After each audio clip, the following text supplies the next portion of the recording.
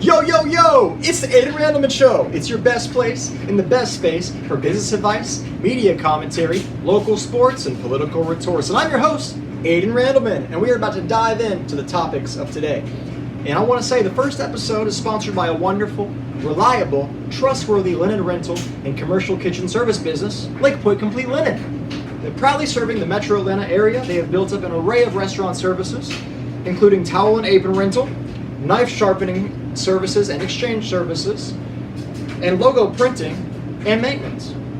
Please email them at lpcompletelinen@gmail.com or call and text me, Aidan Randleman, at 678-663-0093 if you or someone you know is interested in getting a quote today.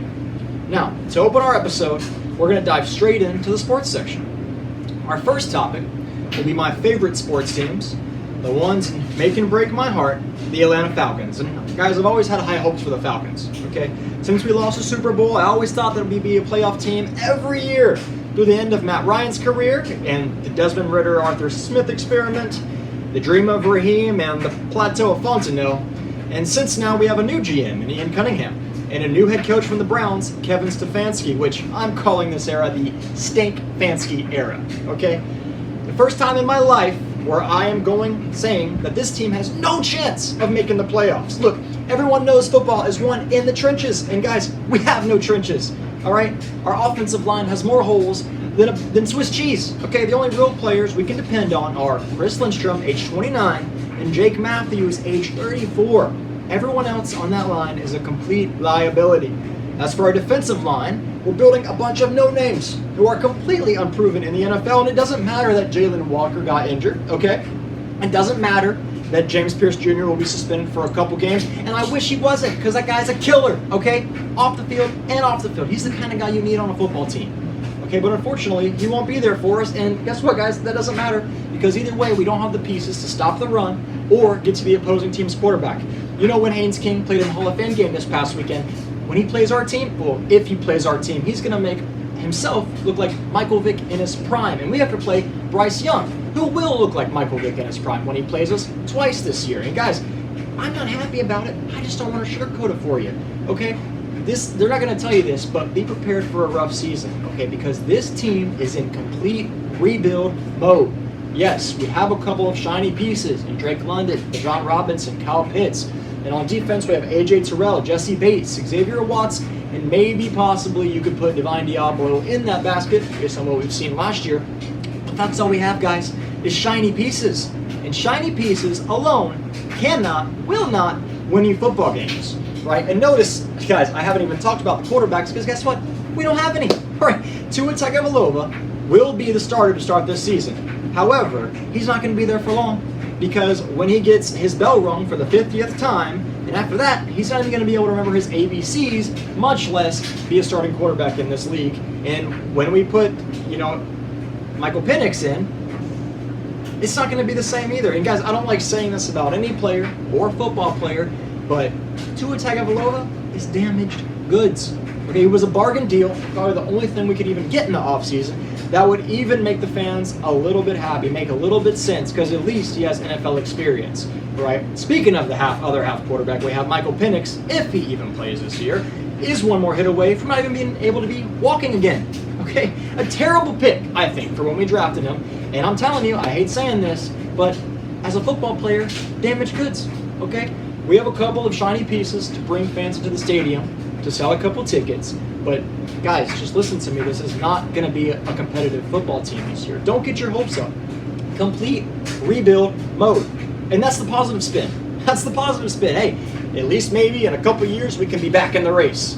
But don't get your hopes up for this season, okay? My prediction is 4 wins, 12 losses, probably second to last, if not the last team in the NFC South. Now, to another team about to begin their season. When they're good, they're great. And when they're not, well, we love them anyway, because they are the bounce to our step, the Atlanta Hawks, right? This team right here, okay?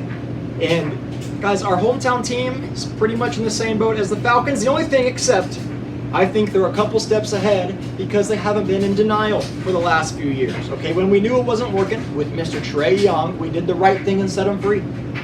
When it wasn't working with our old GM, we let him free and promoted Onsai Saleh.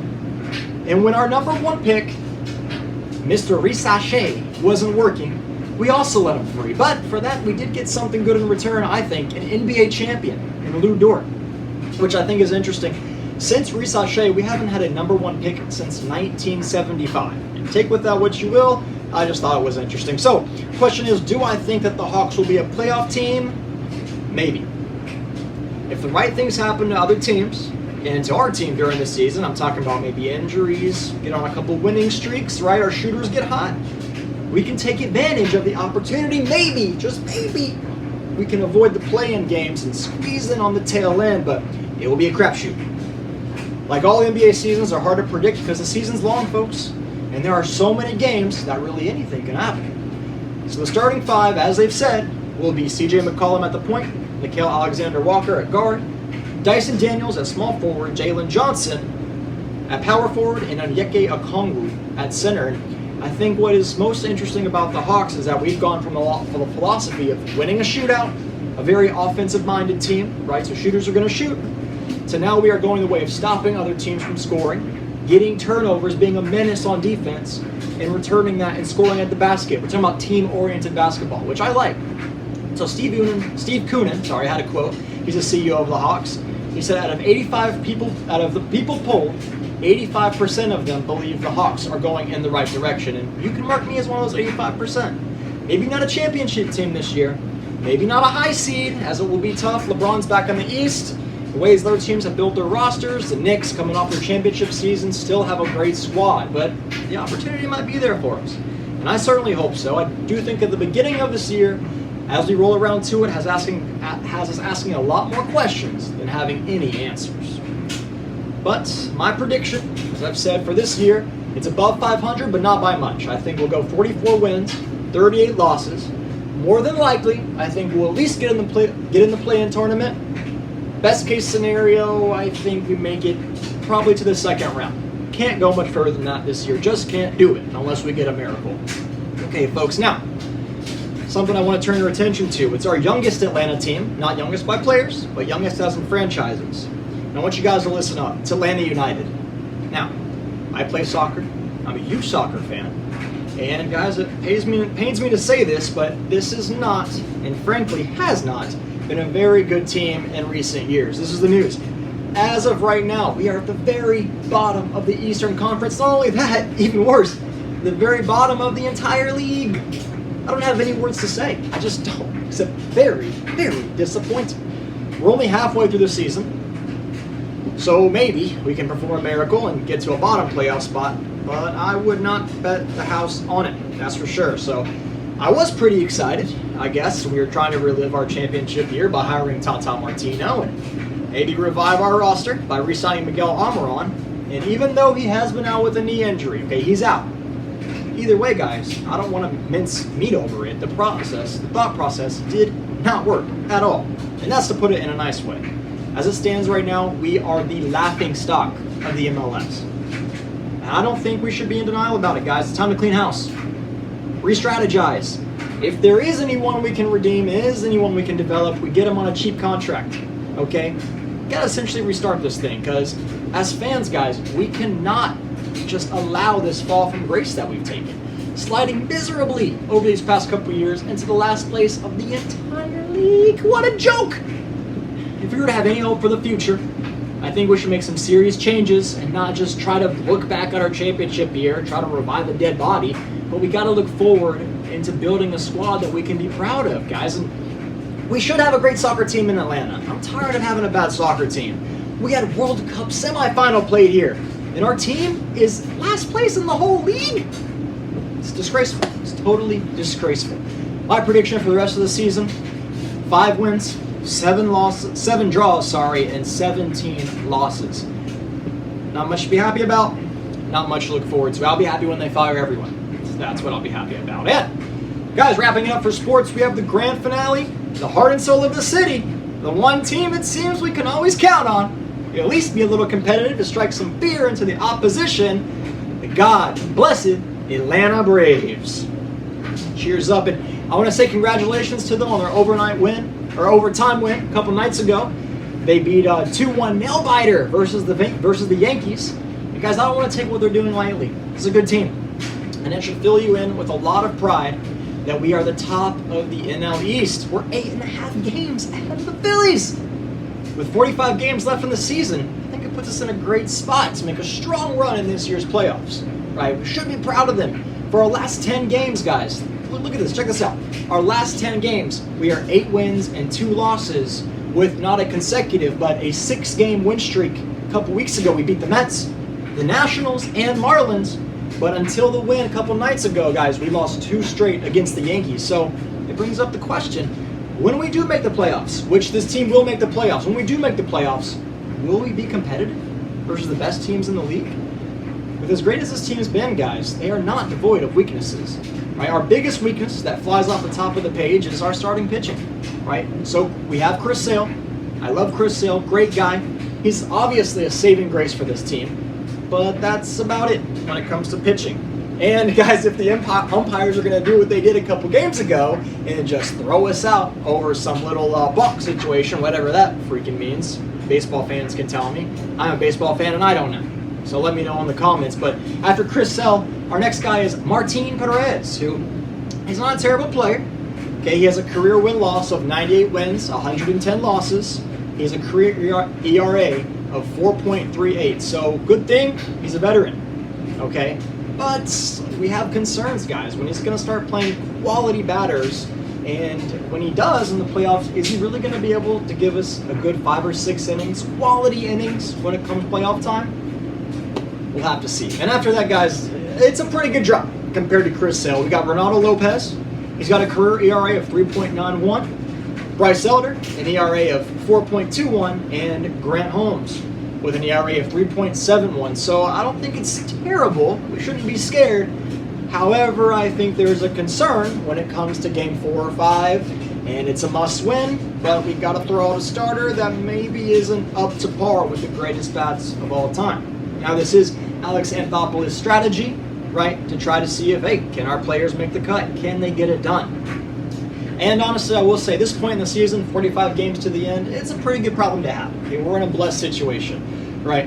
So we're thinking about playoffs. I'm not complaining. Just pointing out postseason questions, postseason concerns. So the other question is our bullpen, guys. That's the real question. Is our bullpen going to be able to win, keep us from winning, or to keep us from losing? Rather, the very important must-win games. I'm talking about game 4, 5, 6, the must-win games, guys. Okay, our bullpen does have veterans, has experience, and I think that's what will be our ticket when it comes down to it. But guys, we're just gonna have to see. That's baseball, folks. That's baseball. Okay. On the other side of home plate, our batters are looking pretty solid. Which, guys, I'm not gonna lie, I have become very spoiled to. Okay, in recent years, because our bats have always been the strength of this team. When they're hot, they're scorching. On the other hand, what we've seen if the other team is pitching really good, or our guys just can't hit the ball in the gaps, which happens. Sometimes they hit the gloves, right? This team can be shut down and outscored. And we've seen not only with the Yankees for 2 games, right, but with other stronger actual playoff teams in the league, right? Especially when we talk about Dodgers, okay? That's going to be our ticket. So our best bats right now, being Matt Olson, the Iron Man. He's got an average of 267, 121 hits this point in the season, and 33 homers. I think he's going to hit 50. I think he's going to hit 50. And we got Money Michael Harris coming up as a second best batter with a batting average of 291, 123 hits, and 20 homers. This has been a big step up for him this season, going into veteran status next year. All right. And then we got catcher Drake Baldwin, second baseman, my guy, OvC Albies. He's got 100 and 114 hits respectively. So Baldwin has hit 20 homers this season. Albies is at the 16 mark. So our bats are doing pretty good at this point in the season. The biggest question I have, the biggest question marks, the biggest unknowns, the problems we have in this rotation is we're missing 2 key guys. Ronald Acuna, supposed to be our star, and Austin Riley, supposed to be the cornerstone of this team. We all know that they haven't been playing from what we're used to of seeing them, guys, and it's a concern. Okay, it's a concern. Are we going to be able to depend on them in the postseason? Like, are they going to live up to their names? Or are we going to have to depend on some of these smaller guys? It makes me ask some questions. Hopefully, Ronald Acuna, Austin Riley, you're both saving your best stuff for October because we're going to need you guys. You need to hold up the difference on this team. Everyone else is playing great. Our best players can't seem to hit the ball. Anyway, my prediction for the end of the season is we finish in first place as we are in the NL East. I think the record's going to be 98 wins and 70 losses. I don't think, guys, we're going to make it over the 100 spot. You're talking about the best teams in the league in history make it over the 100 spot. I just don't think this is going to be one of those teams. They're not good. They're just not one of the best teams we've seen, especially coming out of Atlanta. And, well, my prediction is that they'll make it at least to the National League Championship, where I think, mark my words, we will end up playing the Dodgers. And maybe we win. Maybe we make it to the World Series, maybe not. That's baseball, folks! Fingers crossed. Okay, guys, that was the sports section. Now we're going to move on to the wonderful world of sports and into the wild world of celebrity news, gossip, and pop culture. So, guys, I'm excited to tell you about this. For the fans of The Voice and other talent shows, we have huge news. Coming in next year, spring of 2027, NBC is unveiling a new spinoff called The Voice Celebrity. Instead of up-and-comers looking for their shot, we get to watch big namers take their shot at impressing America and the judges with what may be a hidden talent we maybe didn't expect them to have, right? So we don't know the lineup coming up now, but we do know that the show's host will be the extravagant, the outgoing, the wonderful woman of the world, Keke Palmer! And while the judges that will be doing the judging, we know those guys, it's going to be pop singer Joe Jonas, the iconic Queen Latifah, and country singer Riley Green. The participants, like I said, they'll be announced closer to the air date, and the prize, it hasn't been announced yet, but I think it's going to be a huge payout to whatever their favorite charity is. You know, these guys love doing that kind of stuff, which I love them doing it too. So the question remains, the question you should be asking yourself, the question I'm definitely asking myself, will it be a brilliant must-watch show, or are the competition shows running dry? Because this isn't the first time we've seen a celebrity talent show, you know. So hey, I guess we'll come find out next spring. I can't wait for it. I'm excited to see it. Is it going to be good, or is it going to be a complete train wreck? We'll find out. Anyway, going to celebrity couple news, we have Lewis Hamilton, F1 driver, the best, the fastest, the coolest, and Kim Kardashian making the relationship Instagram official, taking photos from various dates and locations they've had together, and sharing a video. It was wild, a wild drive in a beautiful candy red Ferrari F40 through the streets of Tokyo, a little Tokyo drift, you know, and much to the amusement of both their fans and viewers around the world. Also, we've got actor Michael B. Jordan from Sinners in an upcoming movie, and British singer-songwriter Ray, that's R-A-Y-E. They have sparked intense romance rumors after being spotted together on a roller coaster at Six Flags Magic Mountain in beautiful Los Angeles, speaking of the Dodgers. Although they have not made it official, it's hard to deny they got people talking about it, and people aren't wrong when it comes to this kind of stuff, let me tell you. Something else that's really interesting, kind of controversial, I didn't know about this, let me tell you.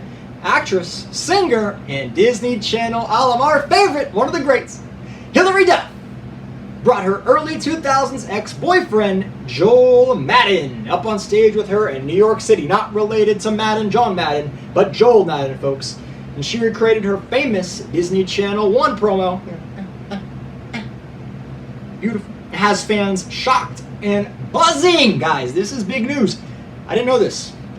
Joel is 10 years older than Hilary Duff. 10. Hold on. When did they start dating? When did they start dating their first relationship? Joel was 25. How old was Hilary Duff? 16. Okay. Hold on now. That definitely, gives me a little going nuts. So, fans of hers, fans of his, fans all over the world are saying, whoa.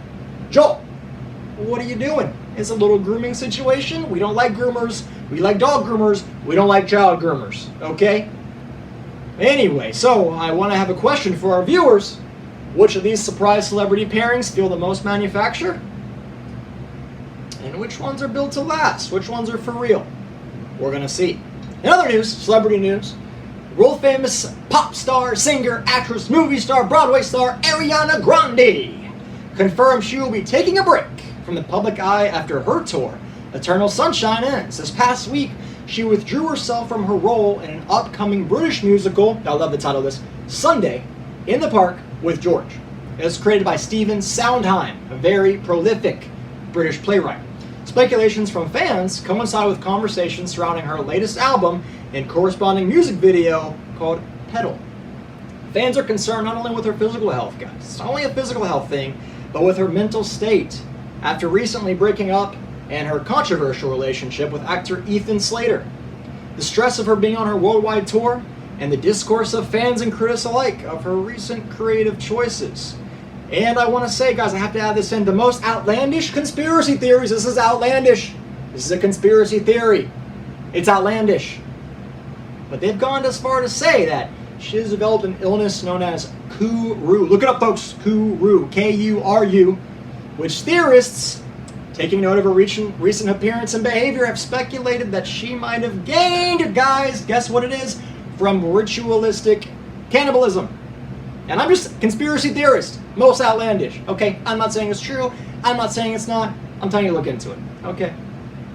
So, the pop star has previously discussed her discomfort. She's talked about it around the public views of her appearance in a TikTok video all the way 3 years ago, back in 2023.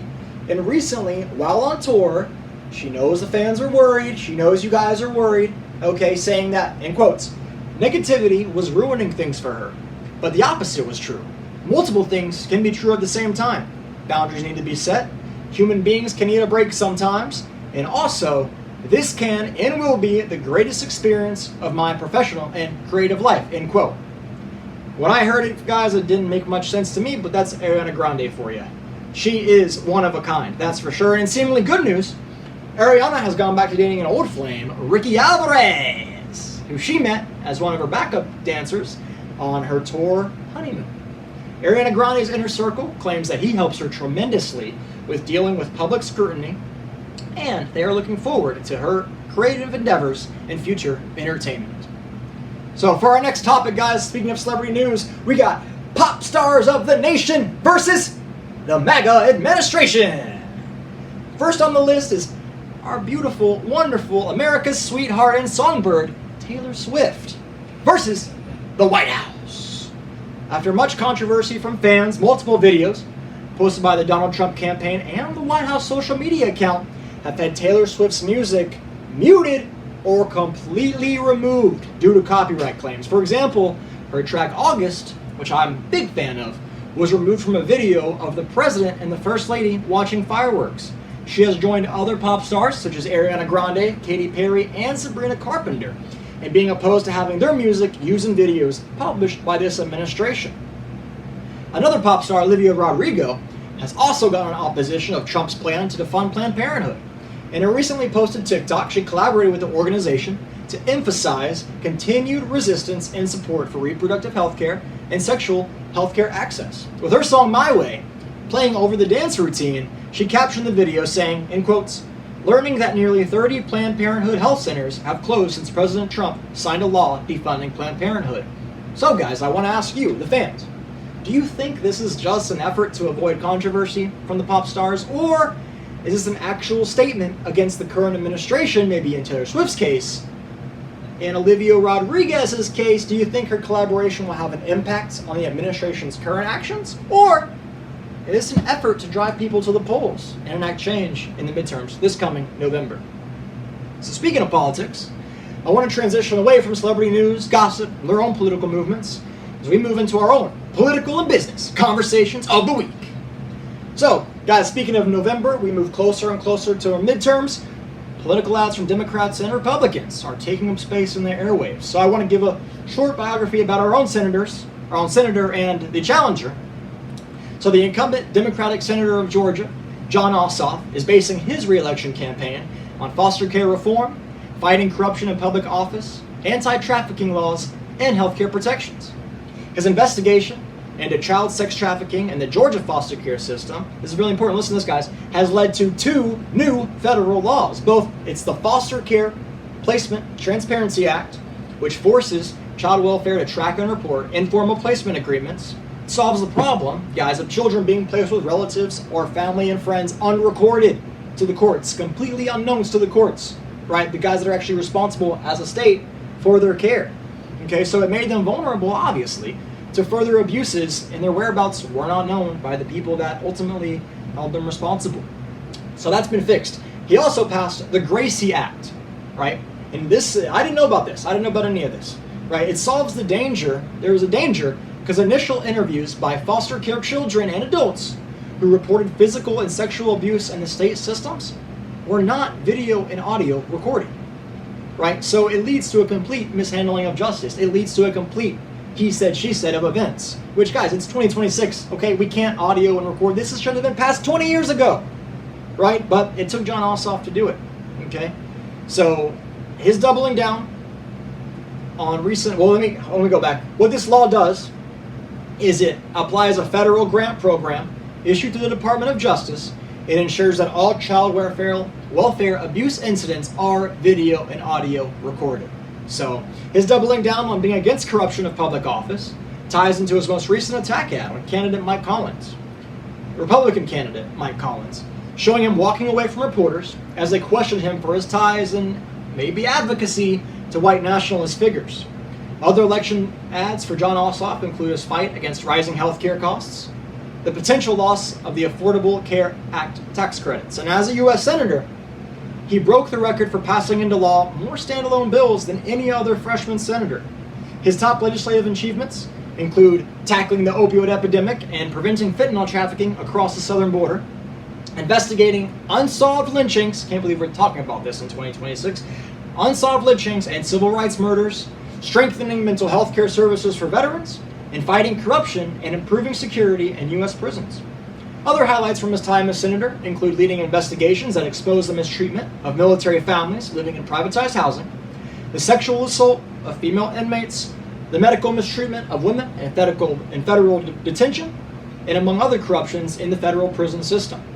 Of course, the abuse of children in the foster care system. So during his time, he has also voted to upgrade and strengthen healthcare facilities across Georgia, and importantly voted to cap the cost of insulin for seniors at $35 a month. He's been noted in helping pass legislation to attract thousands of advanced manufacturing jobs and billions of investment dollars to Georgia. How? By passing a historic infrastructure law, delivering an expansion of broadband internet access, upgrading ports, roads, bridges, water infrastructure, and airports statewide. He's also worked to pass bipartisan legislation, expanding veterans' access to mental health, upgrading child development centers for military families and the barracks for enlisted personnel. He's strengthened he's strengthened Veterans Affairs healthcare for Iraq and Afghanistan veterans. Born and raised in Georgia. I didn't know about this. I didn't know about a lot of this, so I'm just telling you guys the news. Being born and raised in Georgia, his early work included being a national security aide and legislative assistant to U.S. House Representative Hank Johnson. And before becoming a congressman, he was a CEO and managing director of Insight TWI, his own small business, a documentary film company focused on exposing international corruption, human rights abuses, and war crimes. The importance of this re-election, he's quoted as been saying, these midterms will be amongst the most consequential in American history, because if there ever was a moment that called for checks and balances, this is it. And, quoting, we will rebuke him, talking about Trump, so decisively that no president will dare try this kind of brazen corruption and abuse again for centuries. And guys, I'm not a biased reporter. This is not a biased show. I'm just telling you the facts. So I got to get to the other side. I want to get to the other side. I want to tell you about this other guy, House of Representatives, Republican, Mike Collins. So what about Mr. Collins? Well, I learned that he's been in the U.S. House of Representatives since 2023, representing Georgia's 10th district. He's foregoed that re-election campaign for the House to challenge for John Ossoff's Senate seat. Now, judging from political ads, from what I've seen, from what I've researched, one of his main campaign focuses are tighter and more enforced immigration policies. Piggybacking from his time in the House of Representatives, he'd authored the Lincoln-Riley Act, which requires the federal government to detain and deport illegal immigrants who commit theft and burglary, and a staunch voter and supporter of the Secure the Border Act, which resumed construction of the southern border wall and restricted more asylum claims. He also claims to be very anti-abortion, being quoted as saying, "I have always been and always will be 100% pro-life, period. No exceptions," end quote. This is reinforced by his votes on federal restriction to abortion access and limits on federal funding for reproductive health care. Another one of his key points is to cut back government spending and to roll back federal enforcement on corporate regulations. He voted to block Biden-era regulations that allow retirement managers to consider environmental, social, and government factors, also known as ESGs, when investing for clients. He is a very staunch supporter of Donald Trump and the MAGA movement. He refutes the results of the 2020 election, saying Donald Trump, in quotes, "Donald Trump won Georgia if only legal votes were counted," end quote. In his advocacy to eliminate voting machines, return to paper ballots, and get rid of voting drop boxes, and also stating in quotes, "There's nothing I disagree on with Donald Trump, aside his sleep habits," end quote. Other key voting histories include his support of the SAVE Act, voting against federal red flag laws and waiting periods on the purchasing of firearms, proposing the Vortex Act. This Vortex Act is aimed at protecting veterans from overprescription of opioid medications.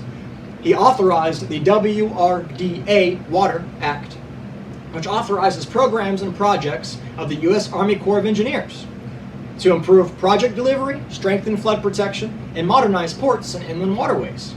He also proudly passed the TRANQ Act, TRANQ Act, which directed federal science agencies to step up research into combating the illicit spread of a dangerous animal tranquilizer that was mixed into street drugs called xylazine. Before his career, he worked in his father's Matt Collins independent trucking company until his early 20s, where he attended Georgia State University in the late 80s. And as a student, he was called to step in to help manage his father's trucking operations, where later he founded Collins Industries and Trucking in 1992, building his own business from a single semi-truck and leased flatbed trailer, growing now very proudly into 115 power units, employing more than 100 people across Georgia. I don't think that's something to shy away from, folks. Using the revenue generated from that business to eventually buy out his father's share of the family business in consolidating efforts. He also served, before being a congressman, he served as the chairman of the board for the Associated Credit Union and served also as the regional president of his local chamber of commerce. Eventually following in his late father's footsteps of politics, where Matt Collins' father also served as a Republican House of Representatives, serving Georgia's 3rd and later 8th District from 1993 until 2005. In attack ads against Ossoff, Representative Collins has been quoted on saying he will, quote, "pass good common sense policy to help the people of Georgia," and that, another quote, "voters will see what I have delivered for Georgia." So very interesting coming from our two candidates in the Democrat side and the Republican side. And so I'm going to give you my opinion on the race. I'm going to give you who I'm going to vote for. But before I get into that, folks, I got to be very clear. I have to tell you something that's very important to me as an American, as a Georgia citizen. Have been all my life. Born in Kennesaw Hospital, raised in Ackworth, went to Woodland High School in Cartersville. But I don't want to cut grass. I want to tell you exactly what I think. But something I've noticed, I'm sure you've noticed, in this country, we do have people that I think it's unfortunate. They tend to a particular party, whether it be Democrat or Republican. They don't want to look at the person actually in office. They just want to blindly vote for a party. And I believe that this kind of thinking is not only dangerous, I believe it takes away from our responsibility of our own voting power. I believe that only following a political party just because they are a certain party is not only wrong, it's vehemently un-American. In no election, when so much is always at stake, should we alleviate ourselves from the critical thinking required to make an educated decision and an educated vote. I am and always will be an independent voter. I believe you should too. I believe every American should take the time to study and review candidates, all the candidates, before casting a vote, and not only give up their responsibility. We have a responsibility by giving up the responsibility to blindly vote for a candidate because they just belong to a particular party. Okay, it's not good. It's not good sense. Now, for my opinion on the Senate race, I want to start with what I like that they both have in common. Well, both of our candidates for the Senate seat were both born and raised in Georgia. Ossoff is born in Atlanta, and Collins from Jackson, South Georgia. Both of the candidates ran and grew their own small business, Collins a trucking company, and Ossoff an investigative documentary media company. I think both have good ideas. I do. And I think they both have done as good a job as they can in their respective government positions. In my opinion, Mike Collins, no doubt, works hard for Congress, but I think Jon Ossoff works harder.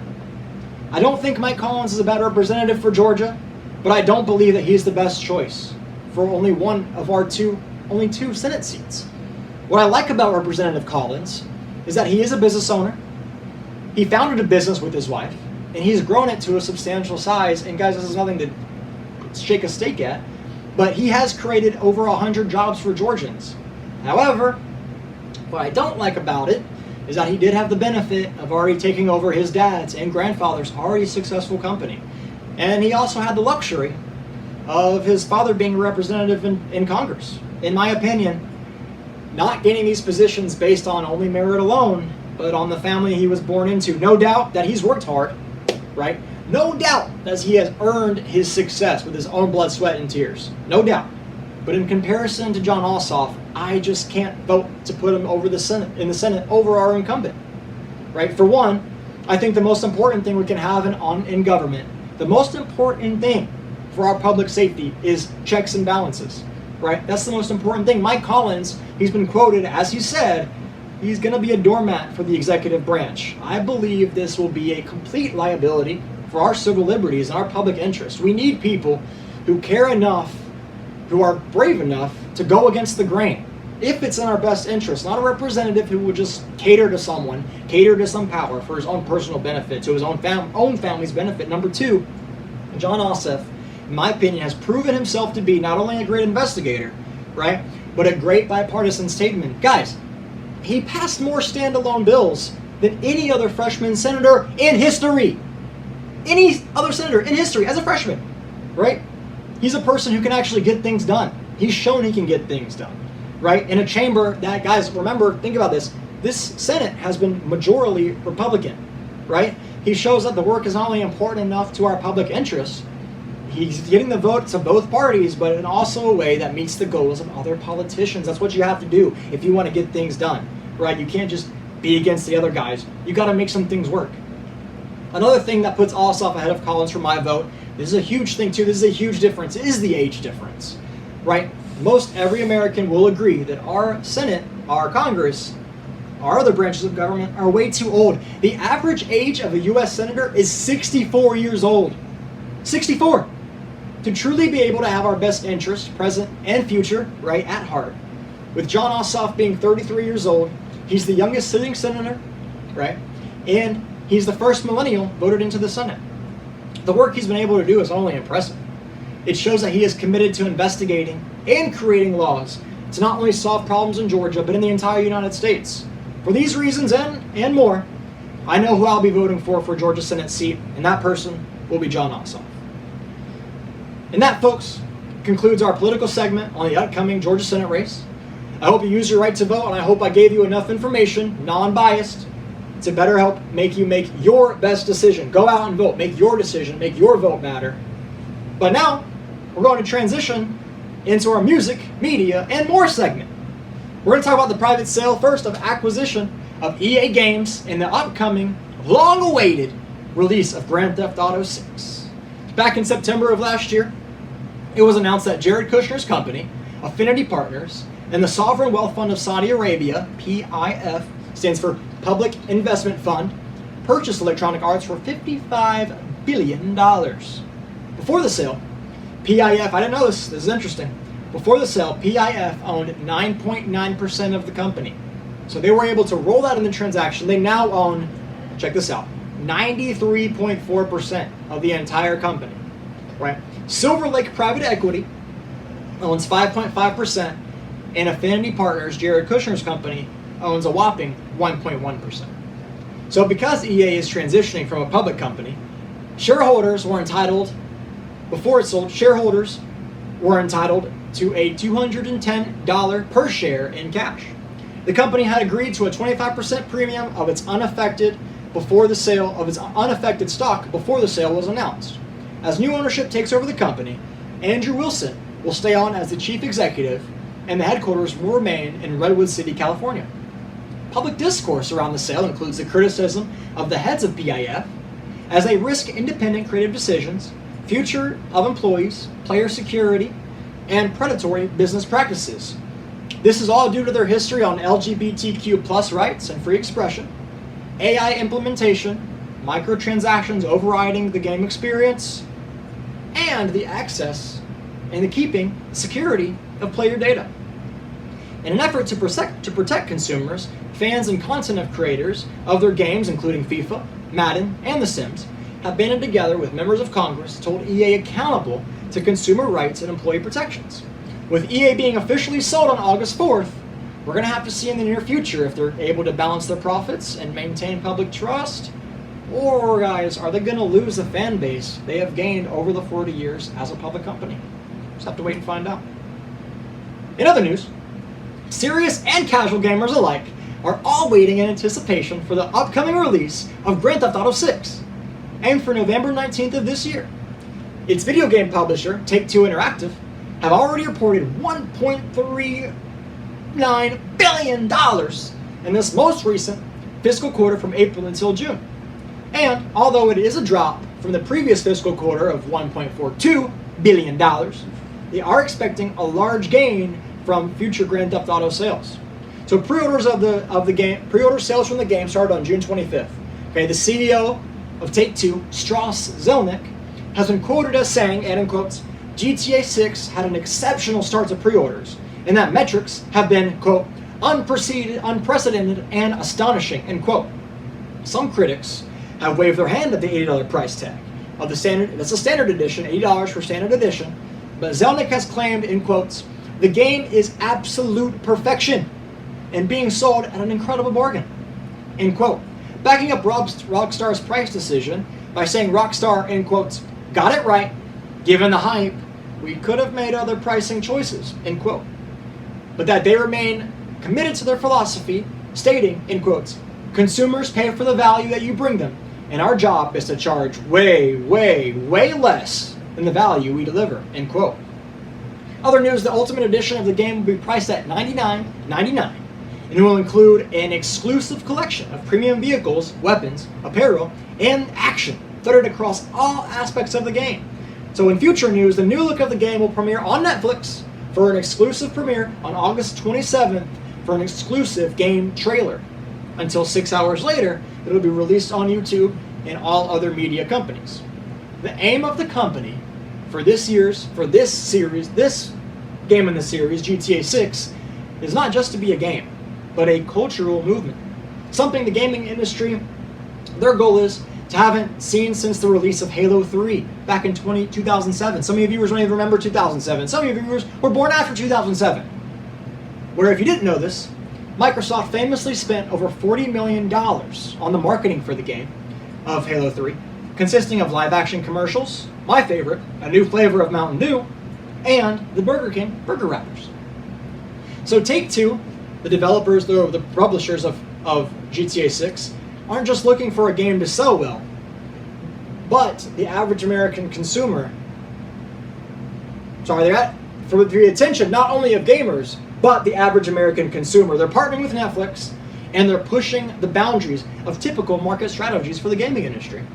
So guys, are you looking forward to playing the game when it comes out, November 19th, or are you not buying the hype that Take-Two Interactive and Rockstar Games are selling? Well guys, thank you for watching. This has been our first inaugural episode of the Aidan Randleman Show, starring Aidan Randleman. We hope you enjoy our broadcast and look forward to you watching or listening to the next one. We're going to aim for it every week, or at the most every 2 weeks release. Thank you for the sponsors of today's show. I want to show them off again. These are their knives. Lake Point Complete Linen, very sharp, right? So their goal is to give you peace of mind with the best possible linen rental and knife sharpening service. I want to thank you for all our viewers, to liking, subscribing. Please share our episode, and please stay tuned, guys, for the showing of our fantastic musical guest, Aidan Randleman.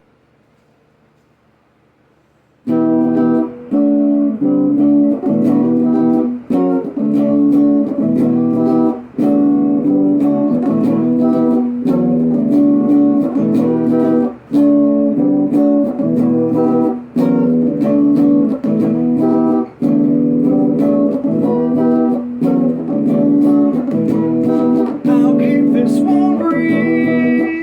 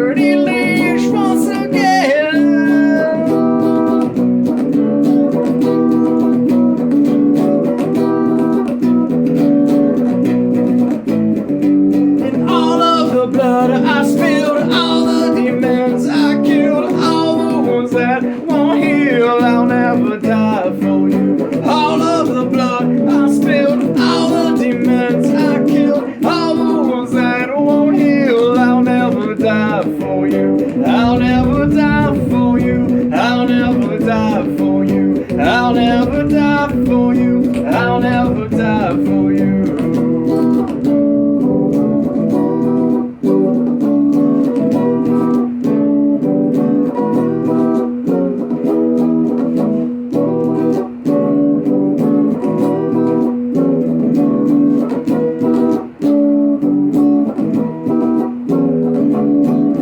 Nothing much to say for yourself. You just love putting me through hell. Starving alone in yourself.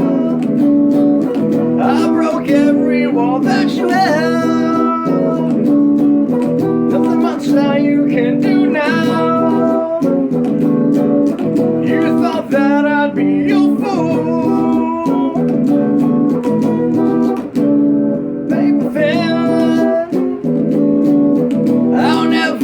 Your pet again.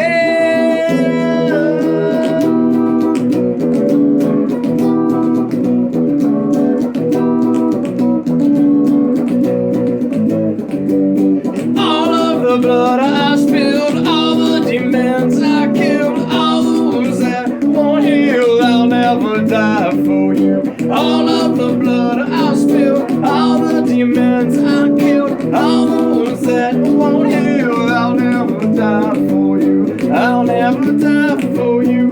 I'll never die for you. I'll never die for you. I'll never die for you.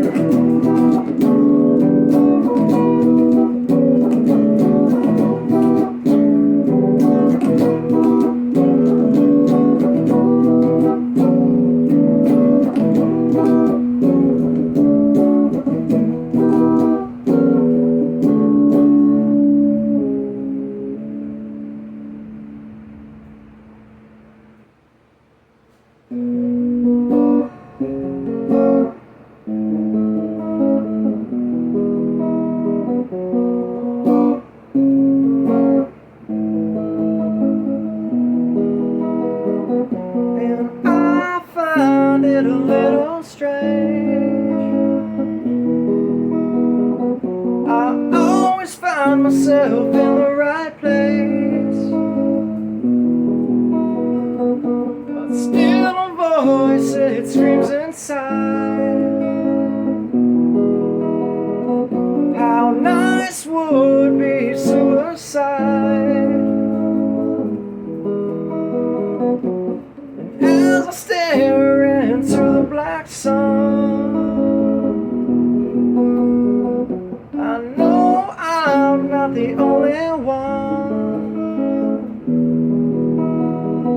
but still a voice, it screams inside.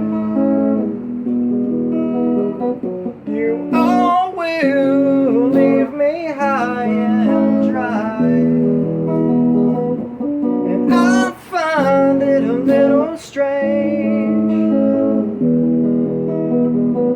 You'll turn your backs as I sway.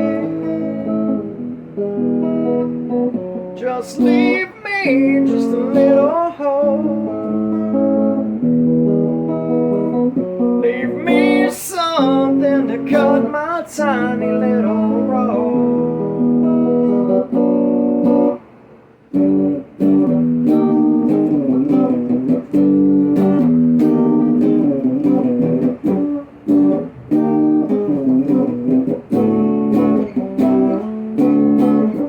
And I found it a little strange.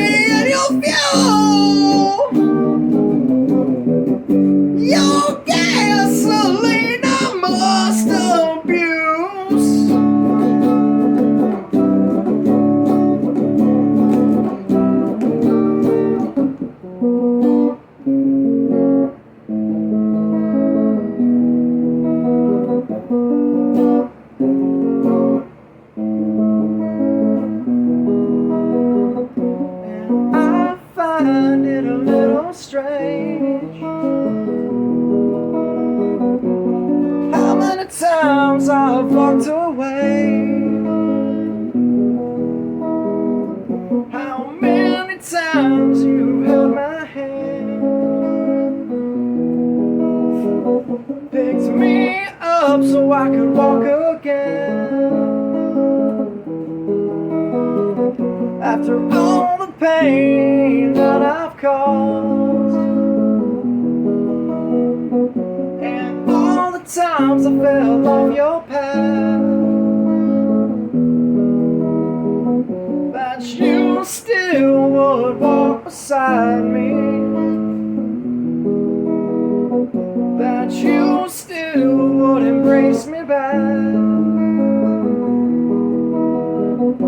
Am I deserving of your love? Your rainbows down from above, and your tears still fill my eyes, and your side I'm still waiting for your lightning strike.